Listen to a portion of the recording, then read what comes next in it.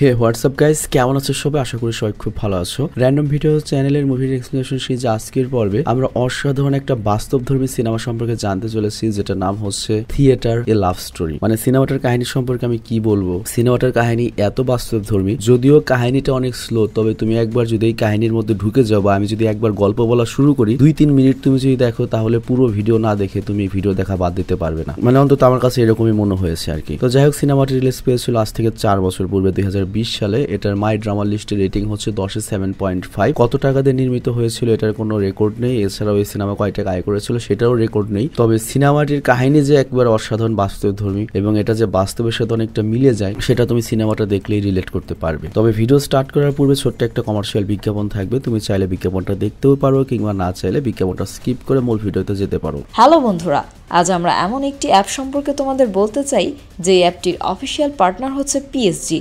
আর এখানে অনেকগুলো ম্যাচ খেলে ল্যাপটপ, আইফোন, স্মার্ট ওয়াচ ও আরও অনেক ক্যাশ প্রাইজ জেতার সুযোগ রয়েছে।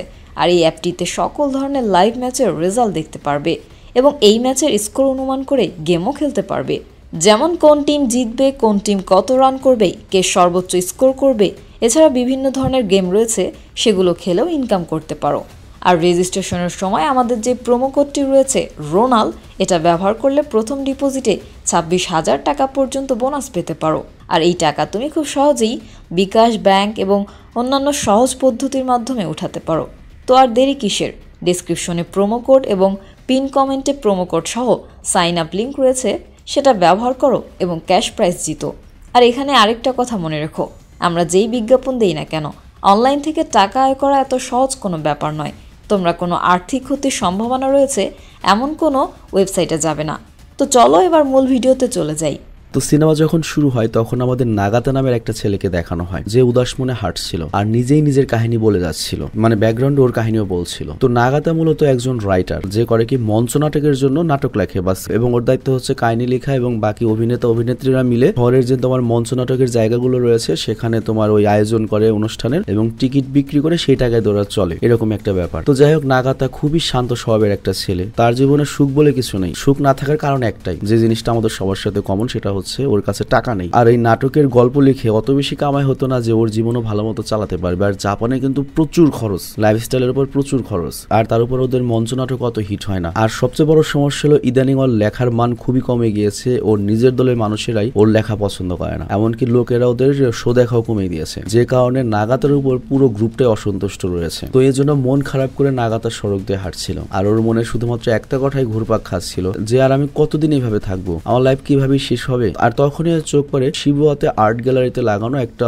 অসাধারণ পেন্টিং এর উপর, আর সেখানে দাঁড়িয়েও মনোযোগ দিয়ে পেন্টিংটা দেখতে থাকে। আর ওই মুহূর্তে সাকি নামের একটা মেয়ে সেখান দিয়ে যাচ্ছিল, কিন্তু যখন নাগাতাকে দেখে যে একটা পেন্টিং দেখছে, ও করে ওই পেন্টিংটা একটু দেখে। আর নাগাতা যখন ওই সাকি নামের মেয়েটাকে দেখে, তখন নাগাতার মনে হচ্ছে ওই মেয়েটার সাথে কথা বলবে, কিন্তু ওই মেয়েটা ততক্ষণে চলে যাচ্ছিল। তো এই কারণে নাগাতা করে কি মেয়েটার পিছু নেয়, কিন্তু ওই মেয়েটা তো ঘাবড়ে যায় যে এই অচেনা লোক ওর পিছু কেন করছে, তার উপর পাগল পাগল দেখা যাচ্ছে। আর ও করে হাঁটার গতিটা বাড়িয়ে দেয়, কিন্তু নাগাতা ওর পিছু করতেই থাকে। আর বেশ কিছুক্ষণ পিছু করার পরে নাগাতা ফাইনালি ওকে থামায় এবং বলে, হেই শোনো, আমাদের দুজনের জুতা তো দেখতে একই রকম, তাই না? মানে সাকির সাথে যে একটা কথা বলবে, কোন একটা কারণ পেলো আর কি। বাট সাকি তখন বলে, আমার তো এরকম মনে হয় না। আর এটা বলো আবারও যেতে থাকে। ও জাস্ট অপরিচিত কোনো লোকের সাথে কথা বলতে চাচ্ছিল না, কিন্তু নাগাতা আবার ওকে থামায় এবং বলে, তুমি কি আমাকে কিছু ঠান্ডা পান করাবে? কারণ আমার কাছে তো টাকা নেই, এর জন্য আমি ভাবলাম তুমি যদি আমাকে ঠান্ডা পানি খাও। তো সাকি অবাক হয়ে যায় এই ছেলের কথা শুনে, যে এই ছেলে বলে কি একটা মেয়েকে ইমপ্রেস করতে এসে কে ওই মেয়ের কাছ থেকে খেতে চায়। তবে সাকি ওই নাগাতার মধ্যে আলাদা রকমের একটা কিছু পায়। আর এখানে লক্ষ্য, সাকিও কিন্তু এই শহরে নতুন এসেছে, টোকিও শহরে, মানে জাপানের এই টোকিও শহরে ও গ্রাম থেকে নতুন এসেছে।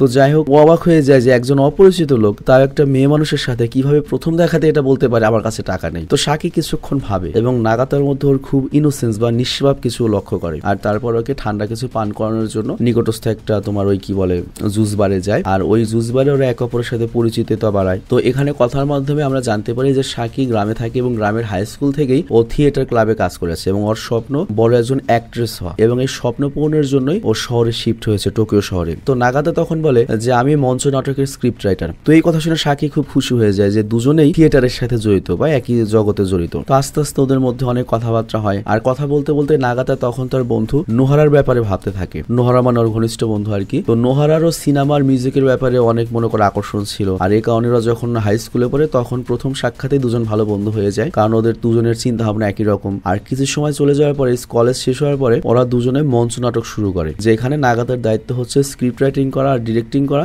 আর নোহারা হচ্ছে নায়ক, এর পাশাপাশি বাকি জিনিসগুলো নিয়ন্ত্রণ করবে। কিন্তু এরপর যেটা হয়, ওদের অবস্থা খুবই খারাপ হয়েছে, ওদের টিকিট একদমই বিক্রি হচ্ছিল না। তারপর ছোট কোম্পানি তো অন্য কোথাও কাজ না পাওয়ার কারণে ওরা দুজনে মিলে করেছে কি বর্তমান যে গ্রুপটা রয়েছে সেই গ্রুপটার সাথে যোগ দিয়েছে। তো যাই হোক, এই নাগাতা এইসব কথা সাকিকে এখন এগুলো বলে না, কারণ একটা অচেনা মেয়ে তার জন্য বিল পে করছে, এখন যদি ওর দুঃখের কথা বলে কেমন দেখা যায়। তো কিছুক্ষণ সময় কাটানোর পরে তারা সেখান থেকে চলে যায়। বাট আমাদের নাগাতা প্রথম দেখাতে সাকির প্রেমে পড়ে যায়, আর সাকিও নাগাতার ভেতরে তার অন্তরের চোখ দিয়ে নিষ্পাপ হৃদয়টা দেখতে পায়। তো এই কারণে তারা এক অপরের নাম্বার এক্সচেঞ্জ করে নেয়, কিন্তু তারা জানেও না যে কখনো কারো পক্ষ থেকে কোনো মেসেজ বা কল আসবে কিনা। তো যাই হোক, এরপর নাগাতা আমরা দেখি তার গ্রুপের কাছে আসে, যেখানে নাগাতার যে বাকি গ্রুপ মেম্বাররা ছিল তারা নাগাতার উপর মোটেও খুশি নয়, কথা কাটাকাটি হয়। কারণ নাগাতার লেখা যে গল্পগুলো আছে সেই গল্পগুলো খুবই খারাপ হচ্ছে, টিকিট বিক্রি হচ্ছে না, এর জন্য সবার মুড খারাপ। আর তখন ওই গ্রুপের যে নায়িকা আয়ুমা, ও করে কি নাগাতার সাথে তুই তুকারি করে কথা বলে, আর এই কারণে নাগাতা সেখান থেকে রেগে চলে যায়। আর পরের দিন সকালে ও যখন স্ক্রিপ্ট লেখার জন্য বসে, ওর মন একদমই বসছিল না, ও শুধুমাত্র এটাই ভাবছিল যে কিভাবে আমি সাকির সাথে কথা বলবো। সিরিয়াসলি, যখন তুমি অসহায় বেশি থাকবে তখন ভালোবাসা বেশি জাগবে, আর পকেটে যখন অনেক বেশি টাকা থাকবে তখন একটা পুরুষ ভালোবাসার জন্য অত পাগল খুব একটা হয় না, বেশিরভাগ ক্ষেত্রে হয় না। তো যাই হোক, এরপর রাত যখন অনেক বেশি হয় তখন নাগাতা করে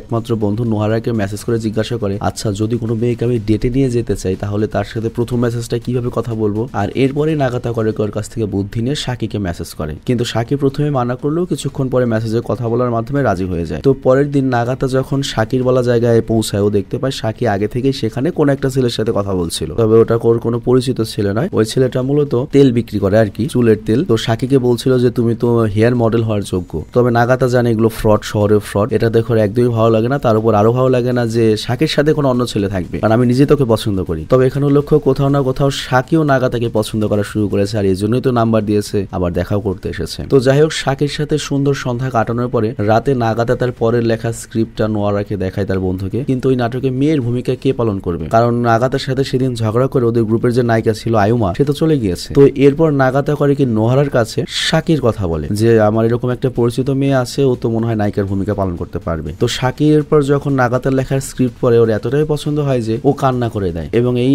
মঞ্চ নাটকে নায়িকার ভূমিকা অভিনয় করার জন্য রাজি হয়ে যায়। তো এর পরের দিন সাকি আসে হচ্ছে তোমার ওই যে রিহার্সেলে, এবং ওর সাকির পারফরমেন্স দেখে সবাই অবাক হয়ে যায়, মানে যতটা না সবাই ভেবেছিল, ইভেন নাগাতাও যতখানি না এক্সপেকটেশন করেছিল তার চেয়ে অনেক বেশি চমৎকার পারফরমেন্স হয়েছে। আর এর কারণটা তো আমরা জানি, সাকি হাই স্কুল থেকেই থিয়েটারে কাজ করে যাচ্ছে এবং সে তার অভিনয় দিয়েই তার ক্যারিয়ার করতে চাচ্ছে। তো যাই হোক, এতদিন পরে তাদের টিকিট অনেক ভালো বিক্রি হয় এবং আরো কয়েক গ্রুপে সাকির বেশ প্রশংসা চলতে থাকে, কারণ ওদের শো আগের চেয়ে বেশি চলছে। তো এই কাজে আর কখনোই সাকির আর পেছনে ফিরে তাকাতে হয়নি, কারণ হচ্ছে ও নাম করে ফেলেছে। কিন্তু নাগাতার এখনো সমস্যা রয়ে গিয়েছে, ওর স্ক্রিপ্ট একটা ভালো হয়তো 10টা ভালো হয় না, আর এই কারণে টাকা পয়সাও নেই, আর এই জন্য করেছে কি সাকির বাড়িতেই থাকতে শুরু করেছে, ওই রুমেই। আর তোমরা যারা জাপান সম্পর্কে জানো আমি একটু বলি, জাপানে কিন্তু বাড়ি ভাড়া ব্যাপক ব্যয়বহুল। জাপানে একটা মুরগির খোপের মতো রুম, মনে করো খালি একটা বেড, সিঙ্গেল বেড থাকা যাবে, ওই রুমের ভাড়া মনে করো 80,000-90,000 টাকার মতো, এত ব্যয়বহুল। মানে যেরকম ধনী দেশ যেরকম ইনকাম সেরকম খরচ ওদের দেশে, এই কারণে অনেকে ওদের দেশে বিয়েও করে না। তো যাই হোক, সাকির সাথে অনেকটা ভালো আন্ডারস্ট্যান্ডিং হয়ে গিয়েছে, এ কারণে এই সাকির অ্যাপার্টমেন্টও এসেছে। সাকির ওই ব্যাপারে কোনো অভিযোগ নেই, কারণ একাই ও অ্যাপার্টমেন্টে থাকে, আর তাছাড়া একে অপরকে ভালোভাবে বুঝতেও শুরু করেছে,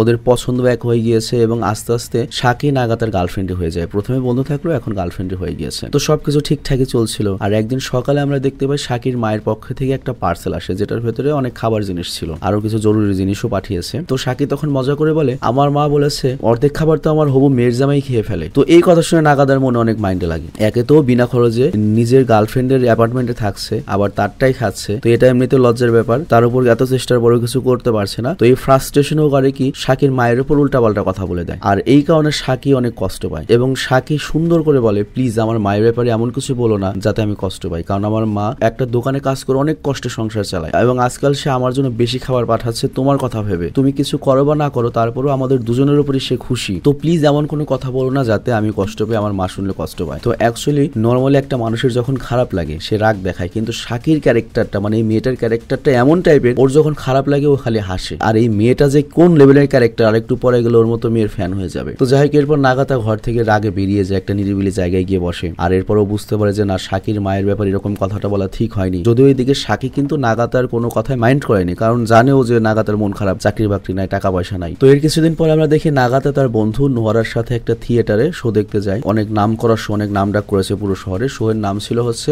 নট ডেড ইয়েট, মানে এখনো মরি নাই। আর এই নাটকটা লিখেছে হচ্ছে ডাই কমানি নামে একজন, যে খুব ফেমাস একজন মঞ্চ নাটকের রাইটার, এবং সেও নাগাতার বয়সে, কিন্তু ওর সফল, নাগাতা সফল নয়। তো যাই হোক, এই নাগাতা যখন ওই মঞ্চ নাটকটা দেখে, জীবনে প্রথমবার মঞ্চ নাটক দেখে ওর চোখে পানি চলে আসে। মানে ওর নিজের জীবনের ঝলকে সেখানে দেখতে পাচ্ছিল। মানে ওই মঞ্চ নাটকে যে নায়ক ছিল সে একটা রেস্টুরেন্ট ওয়েটার ছিল। সে অত অল্প টাকায় বাধ্য হয়ে কাজ করতে, এত অপমান, এত কষ্ট, বসের ঝাড়ি, কাস্টমারদের ঝাড়ি, সবকিছু সহ্য করেও সবসময় মুখে হাসি রাখতে হতো। সারা দিন রাত কাজ করতো, কোনো পরিবর্তন নেই। কিন্তু এভাবেই জীবন চলে আসছে, টেনশনে, ডিপ্রেশনে, কোনো ভবিষ্যৎ নেই, কিছু নেই, কিন্তু তারপরেও ওকে হাসতে হয়। তো আজকের গল্পে মূলত মানুষের যে বাস্তব জীবন সেটাকেই দর্শন করানো হয়েছে। তো এটা দেখে নাগাতা নিজেই বলে যে এইটা হলো একটা কাহিনী। তো যাই হোক, শো শেষ হওয়ার পরে সেখানে আয়ুমাকে দেখে নাগাতা, আর এই মেয়েটা ওদের গ্রুপে আগে নায়িকা ছিল, যার সাথে ওর কথা কাটাকাটি হয়েছিল। তো যাই হোক, সে বর্তমানে এই ডাই কয়না, মানে এই যে নতুন যে রাইটার মঞ্চ নাটকের, তার জন্য আর্টিকেল লিখতো। মানে বড় বড় যারা রাইটার তারা তো কষ্ট করে লিখতে যাবে না, সে মুখ দিয়ে বলবে তোমার লিখতে হবে। তো পরের দিন করে কি নাগাতা আয়ুমার সাথে দেখা করে ওই মেয়েটার সাথে, যদিও কিছুটা ইতস্তত বোধ করছিল, তবে তারপরে ওর একটা কাজের খুব প্রয়োজন। তো বলে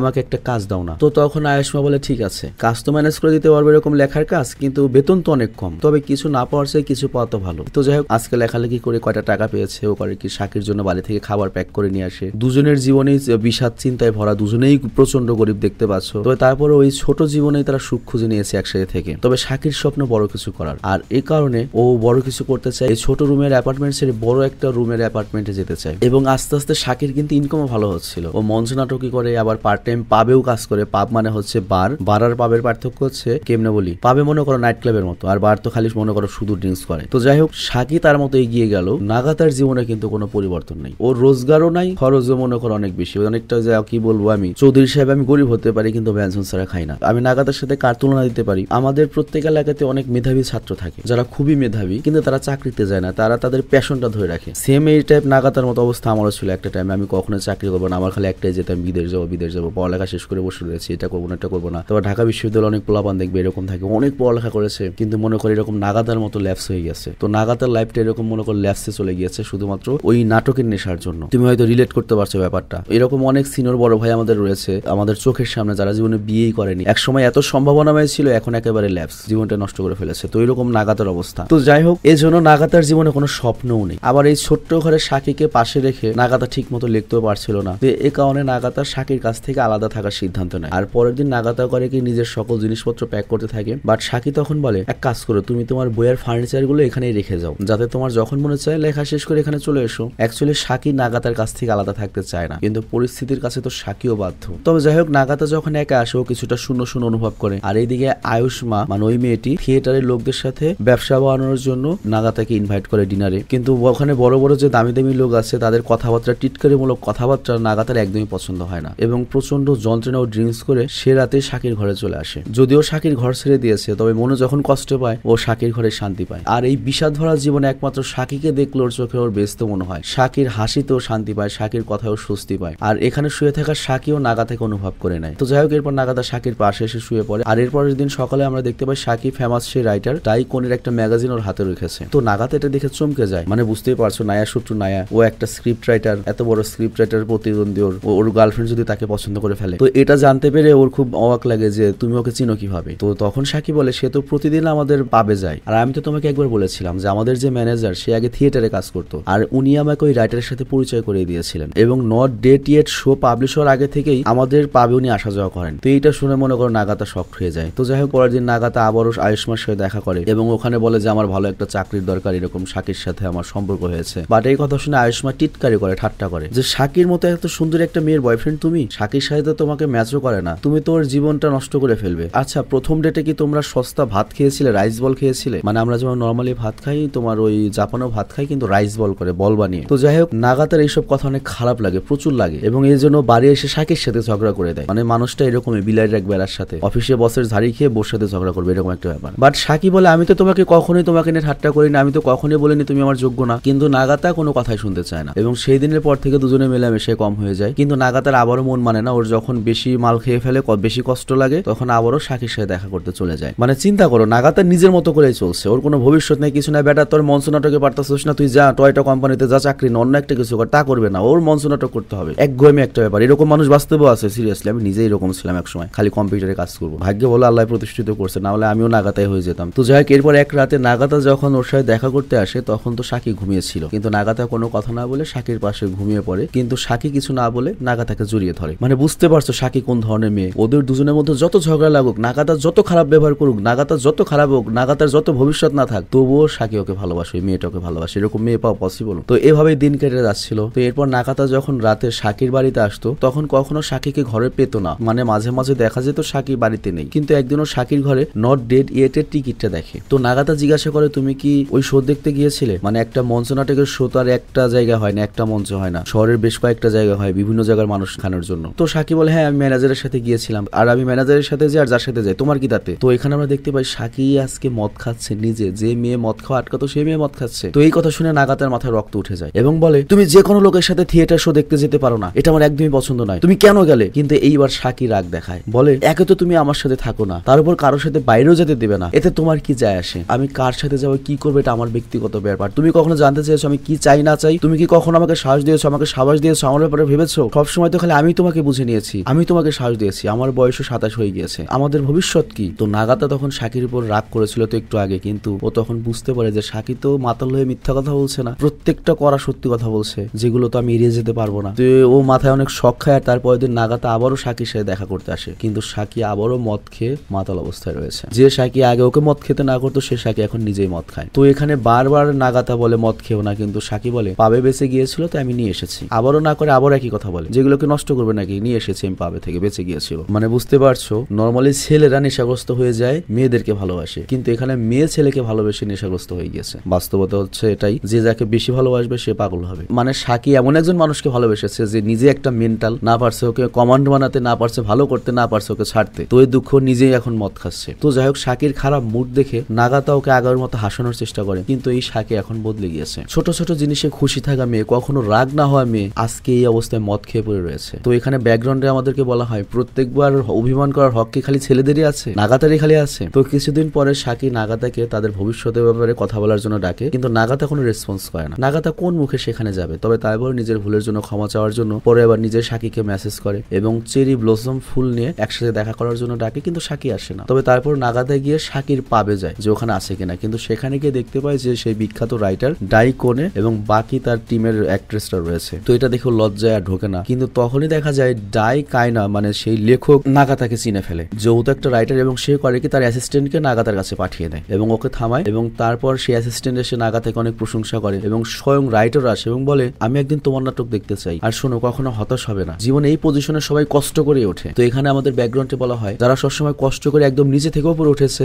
তারা আরেকজনের কষ্ট অনুভব করতে পারে, আর তার উপর তারা যেহেতু একই পেশা তাদের অনুপ্রেরণাও কিন্তু একই রকম এবং একজনের কথা আরেকজনের কাছে ওষুধের মতো কাজ করে। আর এই সময় নাগাতার এই ওষুধটুকুর খুব দরকার ছিল। তো এরপর নাগাতা করে কি ম্যানেজারের ঘরে অ্যাড্রেস নেয়, সেখান থেকে চলে যায়। মানে আমাদের সাকি নায়িকা এখন ম্যানেজারের সাথে হয়তো রাত কাটাতে গিয়েছে, বুঝতেই পারছো, এবং সাকিকে নিচে ডাকে। তবে এবার আমাদের নাগাতা রাগ করে না, মানে আরেকবার সাকির উপর সে যে রাগ করবে অধিকার খাটাবে এটা খাটায় না, এবং সাকিও এটা নিয়ে কিছু বলে না। তবে নাগাতার পুরো বিশ্বাস হয়ে গিয়েছে সাকি একমাত্র ওরই, সাকি আর কারো নয়। তো কোনো কিছু না বলে সাকিকে সাইকেলের পেছনে বসে কথা বলতে বলতে নাগাতা যাচ্ছিল এবং পুরনো মধুর সুখের স্মৃতি মনে করে সেই প্রথম দেখা হওয়ার কথা বলে পাগলামি করে খুশি রাখার সব কথাগুলো বলতে থাকে, কিন্তু সাকি এখানে কোনো কথা বলে না। মানে বুঝতেই পারছো সাকির মনে কত কষ্ট, কিন্তু নাগাতা খালি ভালোবাসার কথাই শুনে যাচ্ছে। তো যাই হোক, সাকি জানে নাগাতাকে অনেক ভালোবাসে, কিন্তু এখন সাকি ডিজার্ভ করে যে নাগাতা একটা কিছু করে দেখা। তো যাই হোক, পরের দিন আমরা দেখি নাগাতা যখন আয়ুষ্মা মানে ওই নায়িকা আর ওর বন্ধু নোহারার সাথে দেখা করে, ওরা দুজনই বলে যে সাকির সাথে তুই ব্রেকআপ কর, তোর জীবনে তুই ভালো কিছু করতে পারবি না, তুই ওই মেয়েটার জীবন হুদায় নষ্ট করবি। তো এই কথা শুনে আগ্রহ পাগল হয়ে যায়, পাগলের মতো ঘুরতে ফিরতে থাকে। ওর বন্ধুরা জানে যে ওর দ্বারা কিছু সম্ভব না। তো যাই হোক, ওইখানে ওর বন্ধু বলে, দেখ আজকে আমরা এগুলো বলছি তোর কষ্ট লাগছে যে তোকে দ্বারা কিছু হবে না, এটা বাস্তব, কিন্তু যেদিন তুই সাকির মুখ থেকে এই কথাটা শুনবি যে তোকে দ্বারা কিছু হবে না, তুই কিন্তু মারাত্মকভাবে ভেঙে করবি, সুইসাইডও করতে পারিস। এই জন্য সময় থাকতে তুই আলাদা হয়ে যা, ওর জীবনটা নষ্ট করিস না, তুই তোর নিজের কাজে ফোকাস দে, প্রতিষ্ঠিত হয়ে যদি প্রেম করতে চাস কর, কিন্তু সাকিকে ভালো মতো বাঁচতে দে, নিজেও কিছু কর। কিন্তু নাগাতা কারো কথা শুনে না, কারণ সে সাকিকে হারাতে চায় না। তো যাই হোক, নাগাতা কিছু করতে চায় এবং নিজের ভুলগুলো শুধরাতে হবে, আর এই জন্য সে সাকির সাথে গিয়ে মজা করে, একদমই চেঁচায় না, রাগ করে না। কিন্তু সাকি তো এদিকে শেষ হয়ে গিয়েছে, কারণ বুঝতে পারছো সাকি এই সংসার চালানোর জন্য নাটক তার রেগুলার থাকে না, নাটক করে। বারে চাকরি করা মানে হচ্ছে পুরুষদের মাঝে ম্যানেজারকে খুশি রাখতে হয়। ও রাগের দুঃখের যন্ত্রণায়, নিজের উপর যন্ত্রণায়, তারপর তোমার নাগাতার উপর রাগে এখন মদের নেশা সবসময় ডুবে থাকে, এবং সাকি নিজেই বুঝতে পারছে না ও নিজের জীবনের সাথে কি করছে। তবে তারপরও নাগাতা করে কি সাকিকে জড়িয়ে ধরে এবং দুজনের পছন্দের যে একটা ব্যান্ডের গান টিভিতে দেখতে দেখতে হঠাৎ করে সাকি বলে ওঠে, আমি এই টোকিও শহরটাকে আর সহ্য করতে পারছি না, হ্যান্ডেল করতে পারছি না নাগাতা। মা আমাকে বাড়িতে ডেকেছে যাতে করে আমার শরীরটা যেন ঠিক হয় আর আমি কিছুদিন কাজে থেকেও যেন বিশ্রাম পেয়ে যাই। তো এই জন্য আমাকে টোকিও শহর ছেড়ে যেতে হবে নাগাতা। আর তখন সাকির চোখ ভরা পানি ছিল। তো নাগাতা এটা শুনে উদাস হয়ে যায়। আর নাগাতা এটাও বুঝতে পারে যে সাকি টোকিও শহর নয়, বরং এই রিলেশনশিপ, নাগাতার এই রিলেশনশিপটা হ্যান্ডেল করতে পারছে না। তো নাগাতাও তখন সেটা প্রকাশ করে না, বলে হ্যাঁ তোমার যাওয়া উচিত, সেখানে গেলে তোমার শরীর ঠিক হয়ে যাবে, তোমার ভালোও লাগবে। তো সাকি চলে যাওয়ার পরে নাগাতার আরো শূন্য শূন্য লাগে, কিন্তু নাগাতা এখনো সাকির রুমেই থাকে, কারণ ওই রুমটার 2-3 মাসের ভাড়া দিয়ে গিয়েছে সাকি, এতখানি ভালোবাসে চিন্তা করো। তো যাই হোক নাগাতা বাড়ির পাশে ছোটখাটো একটা চাকরি করে। আর তাছাড়া সাকি জাস্ট ওকে একটা রিকোয়েস্ট করেছে নাগাতাকে, তুমি আমার রুমটা পরিষ্কার রাখবে আর আমার যে সব জিনিস রয়েছে ওগুলো প্যাক করে রাখবে, ঠিক আছে? আমি একদিন এসে সব নিয়ে যাব, কারণ সাকি তো সব রেখে চলে গিয়েছে। তো এরপর ও রুম পরিষ্কার করার সময় একটা স্ক্রিপ্ট পায়, সেই নাটকটার স্ক্রিপ্ট যেটা সাকি পারফর্ম করেছিল প্রথম নাটক, এবং ওই স্ক্রিপ্টে দেখতে পায় সাকি অনেক পরিশ্রম করেছে, মুখস্থ করেছে ডাইরেক্ট। আর এটা দেখেও আবার সেভাবেই রেখে দেয়। তো কিছুদিন পরে আবারও সাকি ফিরে আসে গ্রামে থেকে, তাও 1 মাস পরে। আগের মতো হাসাহাসি, খিলখিল করে হাসে, মুস্কি হাসে, মানে সাকি তার জিনিসপত্র একবারে নিতে এসেছে। তো সাকি এসেই নাগাতাকে বলে, এই আমি তোমাকে কি বলেছিলাম, রুম পরিষ্কার করে রাখতে বলেছিলাম না, এগুলো তো সেভাবেই রয়েছে। এবং সাকি আবারও নাগাতার পাশে গিয়ে খুব খুশি হয়ে বসে এবং বলে কি পড়ছো? আর তারপর নাগাতা করে কি সেই স্ক্রিপ্টটা দেখায়, দুজনে মিলে সেই প্রথম নাটকের স্ক্রিপ্টটা পড়ে। আর ওই নাটকটার নাম ছিল হচ্ছে লেট ডে। এটার ভেতরে এমন একটা কাপলের গল্প ছিল যারা দুঃখী ছিল। তো মেয়ের ডায়লগটা সাকি বলে আর ছেলের ডায়লগ বলে নাগাতা। তো ডায়লগ বলতে বলতে নাগাতা করে কি তার জীবনের যে সত্যি কথাগুলো, সেই অনুভূতিগুলো প্রকাশ করতে থাকে, যেগুলো স্ক্রিপ্টের কোথাও লেখা ছিল না। এবং নাগাতা এখানে বলতে থাকে, আমাকে ক্ষমা করে দিও সাকি, আমি তোমাকে কষ্ট ছাড়া কিছুই দিতে পারিনি, আমি তোমার জীবনটা বরবাদ করে দিয়েছি, আমার জীবনটা বরবাদ করেছি। কিন্তু ওইদিকে সাকি যখন স্ক্রিপ্ট দেখে তখন সাকি বলে, কই এইসব তো কোথাও লেখা নেই। কিন্তু সাকি তখন বুঝতে পারে যে নাগাতা তার নিজের মনের কথা বলছে, নিজের যন্ত্রণা প্রকাশ করছে। আর তখন সাকিও বলতে থাকে, আমি এটা জানতাম যে তোমার কাছে কোনো টাকা নেই, তবে তারপর আমি তোমাকে বেছে নিয়েছিলাম, কারণ আমি তোমাকে পছন্দ করতাম। তুমি কিছু ভুল করনি। তুমি কি জানো আমি টোকিও শহরে যখন এসেছি একা কত ভয় পেতাম, আমি ভাবতাম কিভাবে এখানে টিকে থাকবো। কিন্তু তোমার মতো একটা পাগল যখন আমি পেয়েছি, আমি সেই সাহসটা পেয়েছিলাম এই টোকিও শহরে একা গলিতে হাঁটার, এবং এখানে আমি থাকতে পেরেছি। তুমি কখনোই বদলে যাওনি, তুমি এখনো সেরকমই রয়েছো। কিন্তু আমার ভয় ছিল যে আমি আস্তে আস্তে বদলে যাচ্ছি, আর এটা আমি আর সহ্য করতে পারছিলাম না। তবে আমরা অনেক ভালো মুহূর্ত কাটিয়েছি, কিন্তু আমি এটাই চাই তুমি জীবনে অনেক উন্নতি করো, অনেক এগিয়ে যাও। আর এরপর সাকি চুপ হয়ে যায় আর বলে, এবার তোমার বলা নাগাতা। তো এরপর নাগাতা সাকির কাছে নিজের কথাটা, মানে নিজের গোপন কথাটা কনফিউশন করে, যেটা সে এতদিন বলতে চেয়েছিল। তো ও বলে, আমাদের দুজনের ভবিষ্যতের কথা চিন্তা করে তুমি গ্রামে যাও, গ্রামে গিয়ে নিজের কাজ করো, নিজেকে ঠিক করো, আর আমি এদিকে মন লাগিয়ে থিয়েটারে ভালো মতো কাজ করবো, দুজন দুই জায়গায় টাকা কামাবো, তারপর দুজনের টাকার মালিক হয়ে একসাথে দেখা করবো, তারপর বিয়ে করবো। তো সাকি বলে, আচ্ছা ঠিক আছে। আর তখনই ওই রুমের দেয়াল খুলে যায় আর আমরা দেখতে পাই ওরা দুজনে একটা মঞ্চ নাটকের স্টেজে ছিল এবং সামনের লোকদের ভিড়, এবং এরই সাথে এতক্ষণ ধরে আমরা যে সাকিকে দেখেছি সেই সাকি বদলে যায়। তো এতক্ষণ আমরা পুরো সিনেমাটা যে দেখলাম এটা মূলত একটা মঞ্চ নাটক ছিল,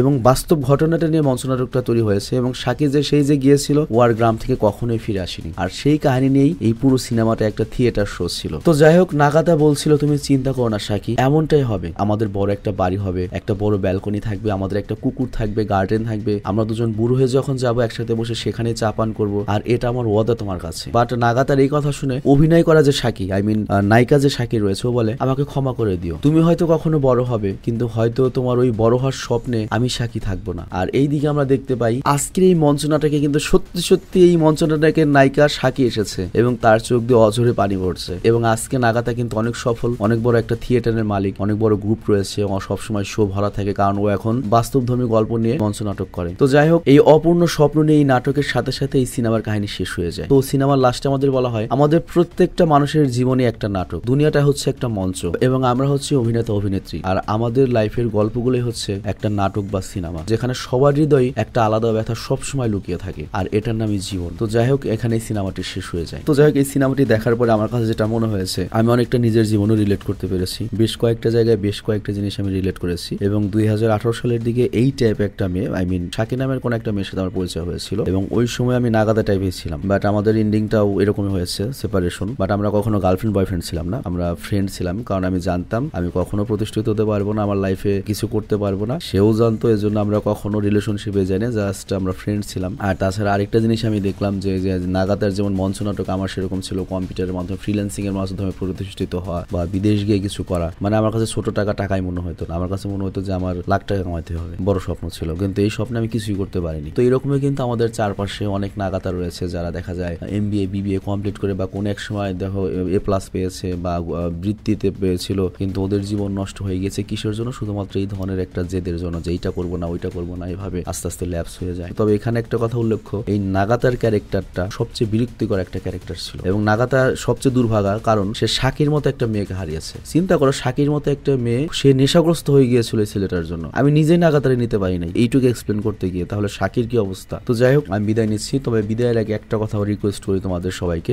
তোমরা সবাই জানো আমার একটা ক্লথিং স্টোর রয়েছে, সেখানে আমি অনেক বড় একটা রিস্ক নিয়েছি। ওখানে একটা ক্যাম্পেইন চলছে, সেই ক্যাম্পেইনে আমরা টার্গেট নিয়েছি হচ্ছে আমরা যদি 10,000 প্রোডাক্ট সেল করতে পারি তাহলে আমরা একটা রয়্যাল এনফিল্ড, একটা জিক্সার বাইক, তবে ওটা সেকেন্ড হ্যান্ড, একটা ল্যাপটপ, রেডমি নোট 14 মোবাইল এবং একটা ট্যাব গিফট করব। তবে ওটা হবে লটারির মাধ্যমে। তোমরা যদি আমাদের কাছ থেকে প্রোডাক্ট কেনো, আমাদের যে ওয়েবসাইটটা রয়েছে, আমি ওয়েবসাইটের লিঙ্ক ডিসক্রিপশনে দিয়ে দিয়েছি। খুব সুন্দর ওয়েবসাইট, গেলে তুমি বুঝতে পারবে, খুব সহজ অর্ডার করতে পারবে সেখান থেকে তুমি যদি 350 টাকার একটা টি শার্ট অর্ডার করো, তোমাকে একটা কুপন বা একটা লটারি দেওয়া হবে, যার এক পার্ট থাকবে তোমার কাছে, এক পার্ট থাকবে আমাদের কাছে। ওই লটারির মধ্যেই তোমার মোবাইল নাম্বার আমরা লিখে রাখবো, আমাদের সাইডে যেটা থাকবে টোকেন নাম্বার লিখে রাখবো, এবং সবগুলো টোকেন নাম্বার আমরা এক জায়গা করে যখন আমাদের 10,000 সেল পূরণ হয়ে যাবে তখন আমরা লটারি করে 5 জন ভাগ্যবান বিজয়ী সিলেক্ট করব এবং এরপরে আমার বাড়িতে অনুষ্ঠান করে আমার হাত দিয়ে তোমাদেরকে আমি সেই পুরস্কারটা দেবো। তবে এখানে কিছু রিস্ক রয়েছে, সেটা হচ্ছে 5 লাখ টাকা শুধুমাত্র আমরা পুরস্কারের ব্যবস্থা রেখেছি। এর আগে আমরা এরকম একটা ক্যাম্পেইন চালু করেছিলাম জুলাই মাসে, কিন্তু সরকার পতনের আন্দোলনের জন্য সেটা ব্যর্থ হয়েছে। আমরা নিজের পকেট থেকে খালি মান বাঁচানোর জন্য সেই ক্যাম্পেইনের বাইকটা গিভওয়ে করেছি। আমি রাগে দুঃখে আমি নিজেই বাইকটা গিভওয়ে দিতে যাইনি, কিন্তু এবার আমি এই ক্যাম্পেইনে সফল হতে চাই। তো এই জন্য আমি তোমাদের কাছে একটা রিকোয়েস্ট করব, তোমরা আমাদের ওয়েবসাইটটা অন্তত একবার ঘুরে আসো। যদি কোনো প্রোডাক্ট পছন্দ হয়, একটা টি শার্ট হলে অর্ডার দিও, কারণ আমাদের টার্গেট হচ্ছে জাস্ট 10,000 পণ্য সেল করা। কারণ একটা প্রোডাক্টে যদি 100 টাকা করে লাভ হয়, তারপরেও দেখা যাবে যে আমরা 5 লাখ টাকা যদি গিভওয়ে করি, তারপর আমাদের দেখা যাবে 20-30% লাভ থাকবে। এবং এই ক্যাম্পেইন যদি সফল হয়, চিন্তা করো বিশাল বড় একটা নাম, যে রয়্যাল এনফিল্ড দিল র্যান্ডম স্টোর থেকে, তারপর জিক্সার বাইক দিল, তারপর ল্যাপটপ দিল। তো এই রেপুটেশনে আমরা পারবো কি আরো পরবর্তীতে বড় ক্যাম্পেইন বা আমাদের কোম্পানিটা আরো বড় করতে পারবো। স্বপ্ন তো সবারই আছে, কোন একদিন হতে পারে যে আমার নিজের একটা টি শার্টের ফ্যাক্টরিও থাকতে পারে, হুডির ফ্যাক্টরিও থাকতে পারে। এরকম স্বপ্ন তো অবশ্যই দেখা উচিত, সারা জীবন তার ইউটিউব থাকবে না। তো এই জন্য আমি রিকোয়েস্ট করবো তোমাদের সবাইকে, আমার অন্তত 1 লাখ ভিউ তো হয় 2-3 দিনে, তোমাদের মধ্যে থেকে যদি 10,000 জন্য 10,000 টি শার্টও অর্ডার করো, তারপরও আমাদের এই ক্যাম্পেইনটা সফল হয়। তো আমি ডিসক্রিপশনে আমাদের পেজের লিঙ্ক, ফেসবুক পেজের লিঙ্ক, আমাদের ওয়েবসাইট এবং হটলাইন নাম্বার দিয়ে দিয়েছি। তোমরা যারা অর্ডার করতে পারো না বা অর্ডার করতে সমস্যা হচ্ছে, সেখানে হটলাইন নাম্বারে কল দিয়ে তুমি অর্ডার করতে পারো। আরেকটা মজার ব্যাপার বলি, আমি আমাদের স্টোরে একটা বিশেষ সুবিধা রয়েছে। তুমি আমাদের স্টোরে তোমার কোন সাইজের ড্রেস লাগবে সেটা বলবে, কোন কালার লাগবে সেটা বলবে, এবং কোন ডিজাইন লাগবে সেটা যদি তুমি গুগল থেকে ডাউনলোড করো, তারপর ওদেরকে পাঠিয়ে দাও, ওরা ঠিক সেভাবেই তোমাকে ওই ড্রেসটা বানিয়ে দেবে। এটা হোক হুডি বা টি শার্ট, এবং আমাদের কাপড়ের মানও যথেষ্ট ভালো। এটা হাতে নিলে তুমি বুঝতে পারবে বা যে কাউকে দেখালে তুমি বুঝতে পারবে। তো এর জন্য ভিডিও শেষ করার পূর্বে আমি রিকোয়েস্ট করবো, আমাদের এই ক্যাম্পেইনটা সফল করার জন্য আমাদের যে অন্তত 1 লাখ অডিয়েন্স রয়েছে, তাদের মধ্যে থেকে 10,000 যদি পাগলা অডিয়েন্সও আমাদের এই স্টোর থেকে অর্ডার করো, তাহলে আমি একটু বেঁচে যাই। কারণ আগের বার আমার পকেট থেকে টাকা গিয়েছে, এবারও যদি ক্যাম্পেইনটা ব্যর্থ হয় তাহলে হয়তো ভবিষ্যতে র্যামডন স্টোরটা বন্ধ করে দিতে হবে। তবে এখানে একটা কথা উল্লেখ্য, আমি খুব সত্যবাদী লোক, আমি কখনো মিথ্যা কথা বলি না। যদি আশানুরূপ সেল না হয়, 10,000 যদি সেল না হয়, রয়্যাল এনফিল্ড আমি বুকিং দিয়ে এসেছি ঠিক আছে, কিন্তু তার মানে এই না যে আমি ওটা গিভওয়ে করতে পারবো। ওই বুকিংটা হয়তো আমি বিক্রি করে দিতে পারি, কারণ লস করে তো আমি পারবো না। বাট 10,000টা সেল হলে যদি আমার 10% বা 30%ও লাভ থাকে, সেটা হোক 50,000 বা 1 লাখ টাকা যদি লাভ থাকে, কিন্তু ক্যাম্পেইনটা যদি আমি সফল করতে পারি, এই পুরো ক্যাম্পেইনটা করবো কি আমরা, বা রয়্যাল এনফিল্ড যে আমরা একটা বিশাল অনুষ্ঠান করে গিভওয়ে করবো, এই জিনিসটা আমরা অনেক টাকা খরচ করে বুস্ট করবো, মানে পুরো বাংলাদেশকে দেখাবো যে আমরা এটা করতে পেরেছি বা এত বড় একটা কাজ করেছি। তখন দেখা যাবে আমাদের এমনিতে অনেক বেশি সেলিং হবে, আমাদের কোম্পানিটা বড় হবে। তো এই জন্যই এখন এত বড় একটা রিস্ক নেওয়া, আর এই রিস্কটাতে আমি তোমাদেরকে পাশে চাই। তো আশা করি তোমরা সবাই অবশ্যই একটা পণ্য হলো আমাদের স্টোর থেকে, আমাদের ওয়েবসাইট থেকে অর্ডার করবে। তো আমি বিদায় নিচ্ছি, ভালো থেকো, সুস্থ থেকো, এবং ক্যাম্পেইনটা কিন্তু অবশ্যই সফল করো।